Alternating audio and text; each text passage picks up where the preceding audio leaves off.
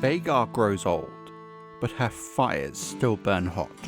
Visenya Targaryen to King Aenys the First Targaryen. Fire and blood, the sons of the dragon.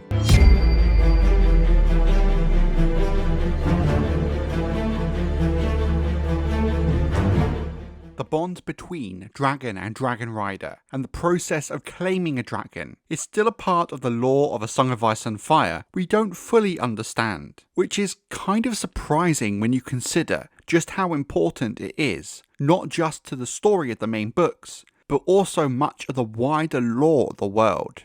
There are many fan theories that have a lot of evidence which suggest compelling answers, but nothing is certain, as confident as we are in these solutions. For example, a lot of fans believe the connection a dragon and their rider shares is somewhat similar to the process of being a warg or a skin changer. While others argue there is simply a telepathic bond between a dragon and rider. Some say that bond is magical in nature, others that there's some sort of genetic component to it. The truth is, all of these ideas do work and fit to some degree. An idea we looked at a few weeks ago is the concept that a dragon has certain types of people or characters they tend to favour when bonding. And I used Baelon the Brave as an example of this. What we determined is that some of Balerion's riders did share a lot in common with their personalities and traits, while others seemed slightly more random. But I think there might be a better example of this idea than Baelon. While the Black Dread is by far the most famous of the Targaryen dragons, thanks to his role in Aegon's Conquest, I have always argued he's not the most important or even the most impactful dragon in Targaryen history. I think that title actually belongs to Vhagar, given how the dragon shaped the development of Targaryen Westeros over such a long period of time, and the impact she had in terms of conflicts she fought in, and the riders she chose to bond with. So in this video, we'll be taking a look at each of Vhagar's riders, to try and figure out why she bonded with them. The answer turned out to be a little bit more surprising than I first thought it would. Like many of the early Targaryen dragons, Vhagar was named for one of the old gods of Valyria. Oddly, in text we have no description of her colouring or that of her dragon flame. However, in 2021, in the official A Song of Ice and Fire calendar, an image of Vhagar did appear. The artist of that image, Sam Hogg, asked George R. R. Martin himself what Vhagar looked like, thus why most fans accept it as canon that she had bronze scales with greenish highlights and green eyes. We know that she grew large enough to be able to eat a knight a horse, whole in a single bite, and that her breath was hot enough to melt the steel of armour, cooking the man within. By the time of the Dance of the Dragons between the years 129 and 131 AC, Vhagar is the oldest of the Targaryen dragons, and the only one of the original three used during Aegon's Conquest still alive after the death of Balerion in 94 AC. It is believed that by this time she had grown as big as Balerion was at the time of the Conquest, with a roar so powerful it shook the very foundations of Storm's End. No living dragon could match her size or ferocity, thus whoever claimed her held a significant amount of power. While we cannot say for 100% certainty, it is believed that Vhagar hatched around 52 BC, making her approximately 180 years of age at her death. We don't know who Vhagar's first rider was, but given that she was hatched in 52 BC and her first known rider is around 2 BC at the latest, it would mean that no Targaryen had claimed Vhagar for nearly 50 years, which seems somewhat unlikely. Her first known rider was Visenya Targaryen, the elder sister, wife and queen of Aegon the Conqueror, and a vital part of the three heads of the dragon who conquered and ruled Westeros. The pre-conquest lore at present in the world of Ice and Fire and Fire and Blood is vague, and we have no clear timeline of how or when Visenya claimed Vhagar. All we know is that she did do so before her marriage to Aegon, which again we have no reference of time for. But if Visenya was born in 29 BC and Aegon in 27 BC, we can reasonably assume she claimed Vhagar between 14 BC and 2 BC, when she was at the earliest 15 to 16 years of age. While this is guesswork based on dates and reasonable ages for marriage, it does work based on the limited information that we have access to. You are a fool and a weakling, nephew. Do you think any man would ever have dared speak so to your father? You have a dragon. Use him. Fly to Old Town and make this starry sept another Harrenhal. Or give me leave and let me roast these pious fools for you. Visenya Targaryen to King Aenys the First Targaryen. Fire and Blood, the Sons of the Dragon.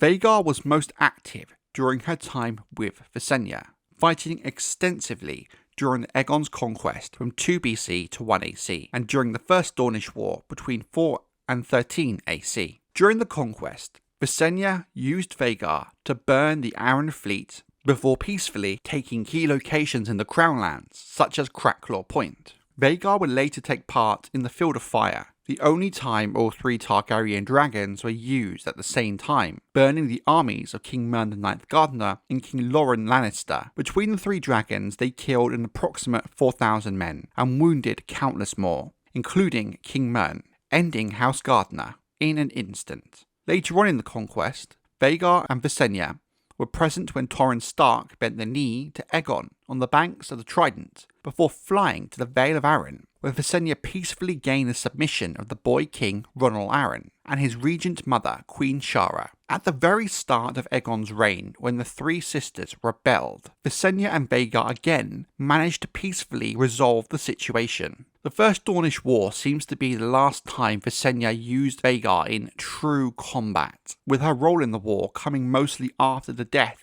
of her sister Queen Rhaenys and her dragon Meraxes at Hellholt in 10 AC. Visenya and Aegon would burn every Dornish stronghold at least once, except Sunspear and its Shadow City, during the 2-year period that has become known as the Dragon's Wrath. The Dornish tale tells that the Targaryens refused to attack Sunspear because they were afraid that Princess Mira Martell had purchased a device from Lys to slay Vhagar and Balerion, but Archmaester Timothy suggests that Targaryens intended to turn the other Dornish houses against the Martells.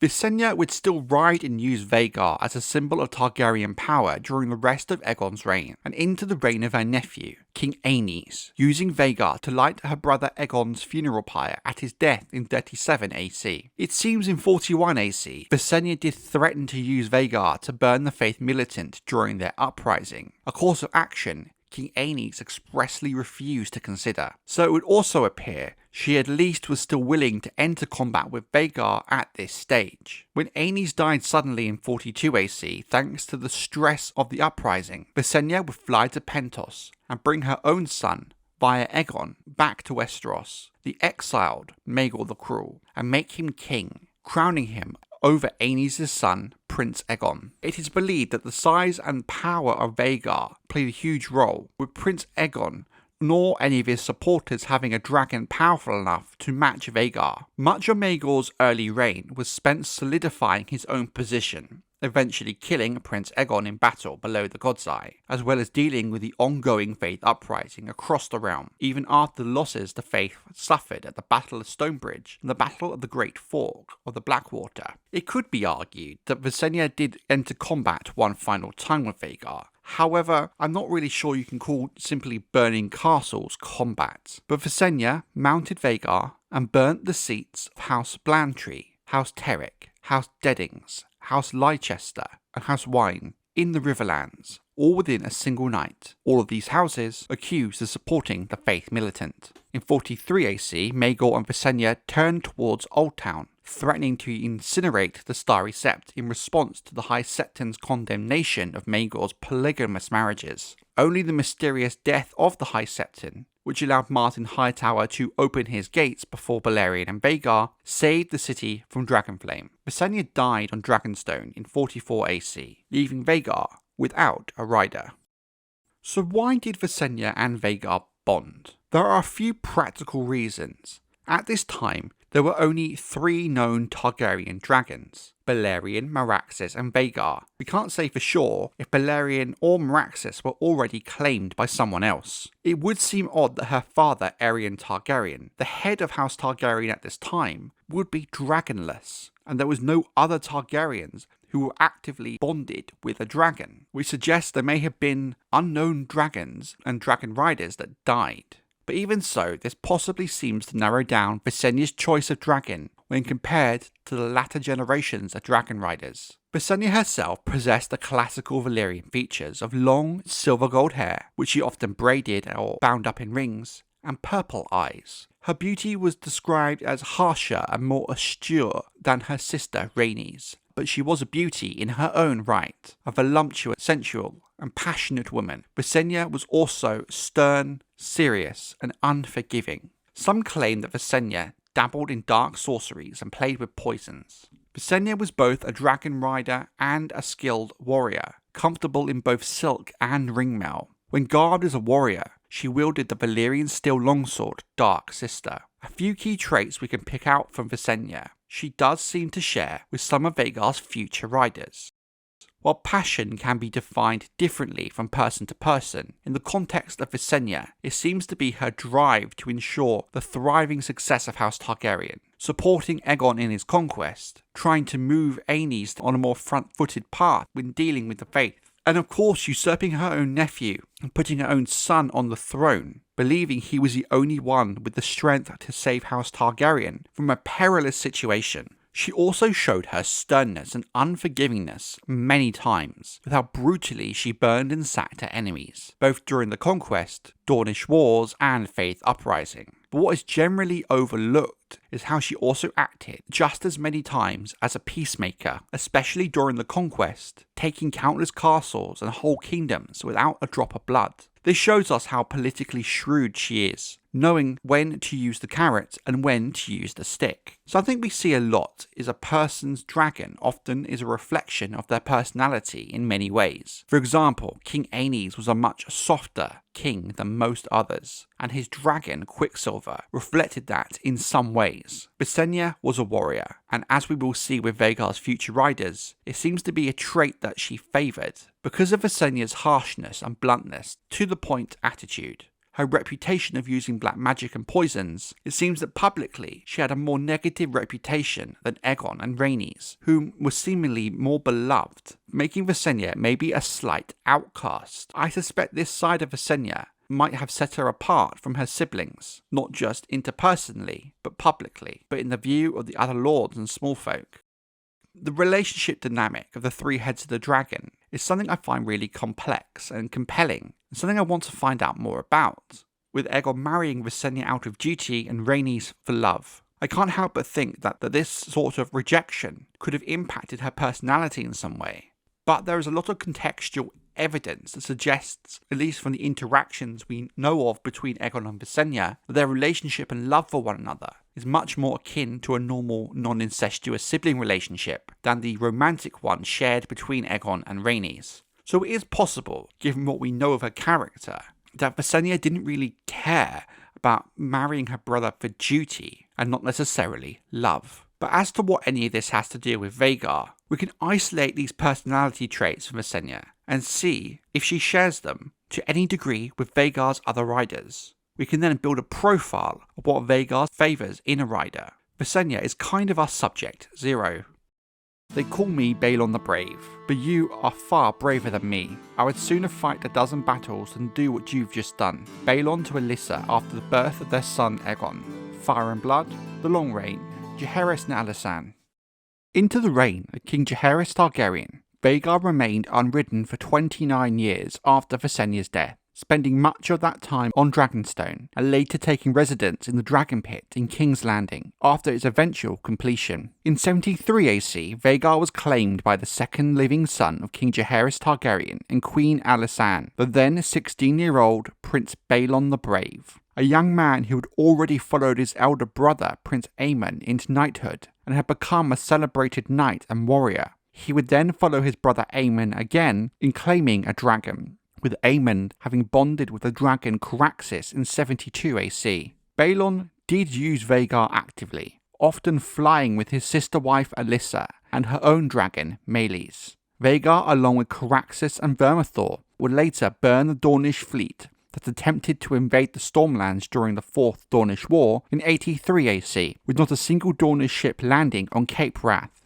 It is also assumed that Baelon actively used Vhagar in battle on Tarth in 92 AC, fighting Myrish pirates who were responsible for the death of his brother Aemond that same year, also on Tarth. After this, Baelon, for some members of court, in a controversial move, he was named his father's heir over Aemond's daughter, Princess Rhaenys Targaryen. After the death of Balerion, the Black Dread, of old age in 94 AC, Vhagar became the last of the 3 Targaryen dragons whom had fought in the Conquest. Vhagar became riderless again when Prince Baelon passed away very suddenly in 101 AC of an apparent burst belly, sending Westeros into yet another succession crisis. As to why Baelon bonded with Vhagar, we can make some judgments based on what we know of his character and that of Vhagar's other riders. Baelon, like both Visenya Targaryen and later riders of Vhagar, was an accomplished warrior. However, he took a different path to the others, becoming a knight and a tourney champion. While he was battle-tested on 2 occasions, one of these instances was exclusively on Dragonback, as far as we know. Even though he saw less direct real combat than Visenya and Aemond, he was still an accomplished warrior all the same, even if his approach and style was very different. Baelon was also for much of his life in the shadow of his elder brother. Everything Aemond did, Baelon tried to follow, even from a very young age. In terms of their training, becoming knights, winning tourneys, claiming a dragon, even marriage. Until Aemond's sudden death, Baelon was always in his shadow. But despite this, there seems to have been no resentment towards the elder sibling, a trait both Visenya and Aemond share. Whilst Princess Rhaenyra misliked her stepmother, Queen Alicent, she became fond, and more than fond, of her good sister, Lady Laena. Writings of Gyldayn, Fire and Blood, Heirs of the Dragon. We don't really hear much about Vhagar for the rest of Jaehaerys' reign, but during the reign of King Viserys, we do learn that her next rider was Lady Laena Velaryon, the daughter of Princess Rhaenys and Lord Corlys Velaryon. She had become a dragon rider before the age of 12, which would put her claiming Vhagar around 104 AC, possibly slightly before that. We know nothing about how she came to claim Vhagar, with it being the first person we know of not to bear the name Targaryen to do so, but given her Targaryen mother and the intermarrying between House Targaryen and Velaryon for centuries, this feat is not wholly surprising. Given we know, for much of Jaehaerys' reign, Vhagar was living in the Dragon Pit in King's Landing, it's likely Vhagar remained there after Baelon's death in 101 AC, with Laena thus claiming her there. According to the Maesters at Driftmark, the seat of House Velaryon, Laena loved nothing more than to fly, and did so almost every day, rain or shine. When she married Prince Aemond Targaryen, the brother of the king, in 115 AC, they both flew their dragons across the narrow sea to Pentos, Volantis, Cahor and Norvos on a grand tour of Essos. Everywhere they went, huge crowds came to catch glimpses of Vhagar and Caraxes. After Laena gave birth to twin daughters in 116 AC, Daemon brought both his dragon and Vhagar back to Westeros. Laena and Daemon grew close with his niece, Rhaenyra Targaryen, and the 3 often flew together upon their dragons. Laena would die early in 120 AC. It is said Laena attempted to reach Vhagar in her final hours, to fly one last time, but she did not have the strength to make it to Vhagar, with her body being found on the steps leading to her dragon. Out of the 4 riders of Vhagar we know of, Laena is the hardest to pin down for a simple reason. We really don't know much about her as a person to really make an assessment of her traits and personality, and thus how she connects to the other riders and Vhagar. A few things, however, do stand out. Laena never once used Vhagar in battle, and I think it's very unlikely she would have ever been expected to do so, given she was adjacent to the main Targaryen line, with many other riders better suited for combat before her. For instance, her husband, Daemon. But on the other hand, we know she was a very active flyer, maybe even more so than any of Vhagar's other known riders, which may be something to consider.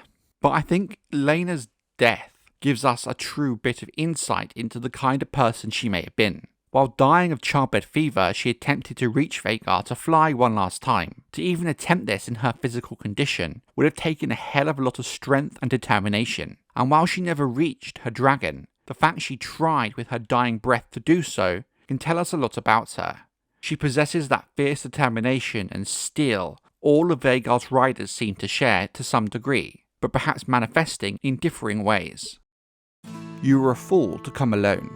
Were I not alone, you would not have come. Yet you are, and here I am. You have lived long enough, uncle. On that much, we agree. Aemond and Daemon Targaryen, fire and blood, the dying of the dragons.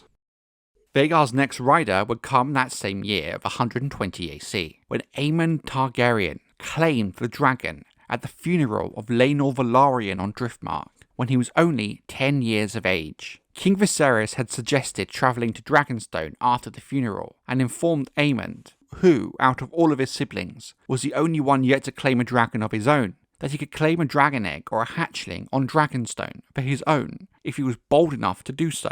Annoyed by his father's comments, Aemond resolved to claim Vhagar, the eldest and largest of the Targaryen dragons, who had recently become riderless with the death of Laena Velaryon. Vhagar was present on Driftmark when Aemond, who knew his parents would not allow him near the dragon, let alone to try and claim it, went to make an attempt to claim her in secret. Aemond was caught by his 3-year-old nephew Prince Joffrey. In an attempt to keep him quiet, Aemond slapped him and threatened the young boy, before shoving him into a pile of dragon droppings. When Joffrey began to yell, Aemond climbed on top of Vhagar's back, with the dragon breaking free of her chains, and Aemond flying 2 circles before landing. Joffrey, however, had alarmed his 2 older siblings, Jacaerys and Lucerys Velaryon. The 4 boys would fight with wooden training swords, with Aemond generally having the upper hand, until he called his nephews Strongs. Jacaerys, old enough to understand the insult as reference to their bastardy, attacked Aemond again, when Aemond gained the upper hand and began to beat Jacaerys savagely. Lucerys drew his dagger and slashed at Aemond's face, taking out his right eye. After this incident, Queen Alicent called for Lucerys to lose an eye as penance, which King Viserys refused, while Princess Rhaenyra, on the other hand, demanded Aemond was questioned sharply, until he revealed where he heard her sons being described as Strongs, as naming them such was a suggestion they were in fact bastards, and therefore Rhaenyra was guilty of high treason by sleeping with Harwin Strong. Forced by his father, Aemond eventually admitted hearing the name from his brother Prince Aegon. While he was ultimately an unforgiving person, Aemond would later say that he considered losing an eye to be a fair trade in exchange for obtaining Vhagar. Aemond, over the next few years, was developed into a dangerous swordsman under the guidance of Sir Criston Cole, the Lord Commander of the Kingsguard. Cole was seen as the best fighter in the realm, with Aemond eventually being able to best his tutor, which says a lot about his skill at arms. By 29 AC, Vhagar had grown nearly as big as Balerion the Blackdread had been during Aegon's conquest, and had become the largest living dragon of her time. At the onset of the Dance of the Dragons, Prince Aemond flew on Vhagar to Storm's End, so they could win the support of Lord Boros Baratheon for his brother King Aegon. There, Aemond met with Prince Lucerys Velaryon, who was at Storm's End hoping to gain support for his mother, Rhaenyra Targaryen, in the brewing civil war. Aemond was forbidden from attacking Lucerys while both were in Boros's castle, but was allowed to follow him outside. After Lucerys rose into the sky on his own dragon Arrax, Aemond mounted Vhagar and followed the young prince. The 2 dragons fought in a great storm over Shipbreaker Bay, and Vhagar quickly overcame Arrax, whose severed head would wash up ashore a few days later, along with what remained of the corpse of Lucerys. Aemond would continue to fly Vhagar in battle during the Civil War, most notably during the battle at Rook's Rest, where Vhagar and Aemond, along with King Aegon and his own dragon Sunfire, ambushed the dragon Meleys and her rider Princess Rhaenys Targaryen. Meleys was an old and large dragon, and might have stood a chance against Vhagar alone, but died from the combined assault of Vhagar and Sunfire. Vhagar was the only dragon who left the battlefield reasonably unharmed, as the battle against Meleys left Aegon II severely injured and leaving him incapable of ruling, while he recovered from his injuries. Sunfire too was badly injured and unable to fly for much of the war. Thus, Prince Aemond was appointed regent for his brother. Aemond decided that the main threat in the war was in fact his uncle, Prince Daemon Targaryen, who was amassing an army at Harrenhal. Aemond would take Vhagar and most of the Green's forces from King's Landing to attack Harrenhal. leaving the capital with very little defence. When Aemond and Vhagar arrived at Harrenhal, they found the castle undefended and empty, as Daemon had left some time before to attack King's Landing, having Lord Aemond, and thus the capital's protection of Vhagar, away. After the fall of King's Landing, Prince Aemond and the Hand of the King, and Lord Commander of the Kingsguard Sir Criston Cole, no longer agreed on how to proceed during the war. Aemond took Vhagar on a one-man war of sorts. They burned much of the Riverlands, starting with every wooden structure in Harrenhal. Vhagar caused more destruction than an entire army, and severely harmed Rhaenyra's supporters in the Riverlands, though Aemond's decision to abandon the army, commanded by Criston Cole, proved to be a strategic blunder. Without Vhagar's protection, Cole's army in the east was later surrounded and destroyed in the Butcher's Ball, leaving the east wide open to Rhaenyra's forces. Aemond and Vhagar continued their mindless destruction of the Riverlands.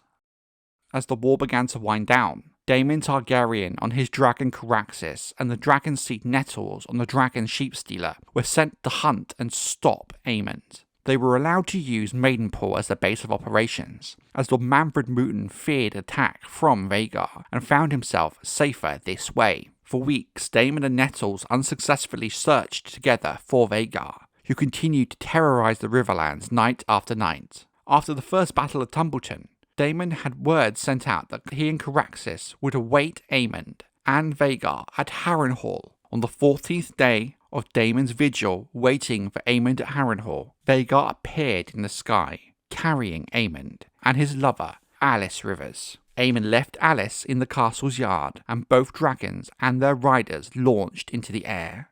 Ultimately, all four were killed in the ensuing battle above the God's Eye. When the dragons locked together, Caraxes' jaws closed around Vhagar's neck, and Daemon leapt from his dragon to Vhagar to put Dark Sister through Aemond's remaining eye, and the dragons crashed into the lake, killing all involved. Some years after the Dance of the Dragons had ended, Vhagar's body was recovered, with Aemond's armoured bones still chained to the saddle. Vhagar was 181 years of age when she died, on the 22nd day of the 5th moon of 130 AC.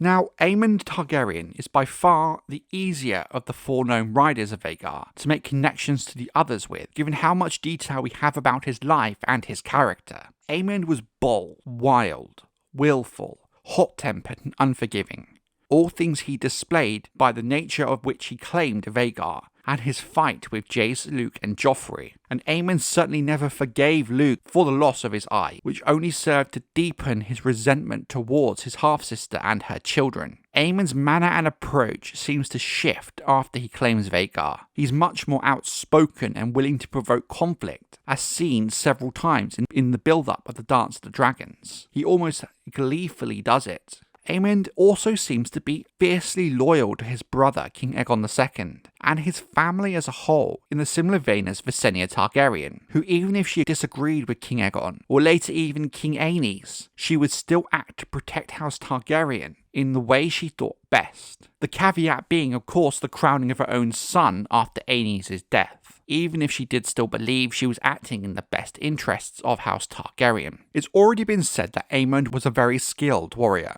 having also been trained by one of the best warriors of his generation in Criston Cole, which fits well with both Visenya and Baelon being renowned for their skill at arms. Aemond also successfully rode Vhagar into battle, like Visenya and Baelon, most notably at Rook's Rest. Both Baelon and Aemond seem to be very ambitious young men, keen not to live in the shadow of their elder brothers, but also with a fascination with the more dangerous of the Targaryen dragons at a young age. Baelon once punching Balerion on the nose as a babe before going on to claim Vhagar, and Aemond claiming Vhagar himself, very much against the wishes of his parents, given how dangerous doing so was. He also shares a very brutal and punishing streak with Visenya Targaryen. Aemond's war on the Riverlands, burning half of it to the ground, was akin to Visenya's actions during the Dragon's Wrath and the Faith Militant Uprising. The key difference is Visenya showed she could be a diplomat as well, which Aemond never did.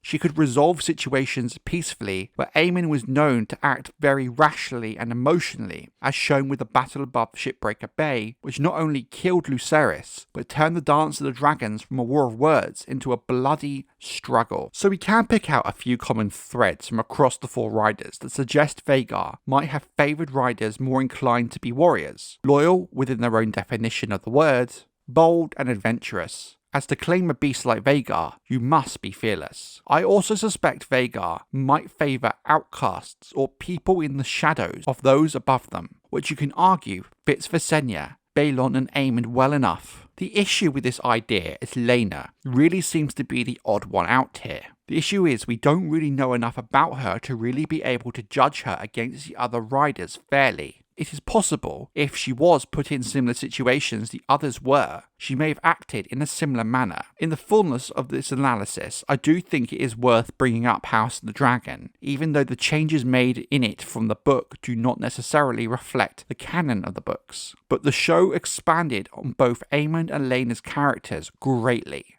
In terms of Laena, we get to see a lot more of her personality, despite her brief time on the show, with it being implied from her first appearance that she's connected with Vhagar on some kind of deeper spiritual level, which touches upon perhaps the telepathic magical nature of a dragon bond. All of this happening before she's even claimed the dragon, with House of the Dragon framing Vhagar as a more lonely beast, calling out. A call Laena seemingly answers. The show Laena also shares a lot more in common with the traits of the other known riders of Vhagar in her adventurous spirit and deep love of her family. Whilst her death is fundamentally different in the show, with her seeking a dragon rider's death rather than simply wanting to fly, that does reflect a sort of warrior spirit, which connects her again to the other riders. House of the Dragon also doubles down when it comes to Aemond, most of all the outcast living in his brother's shadow element of his character, with a young Aemond being bullied by not only his nephews, but his brother Aegon for not having a dragon of his own, which then pushes him to claim Vhagar. It is claiming Vhagar which then suddenly fundamentally changes Aemond's attitude to the fierce, confident, vengeful adult he grows to be. But in doubling down on the outcast element of Aemond, they also took away his loyalty to Aegon.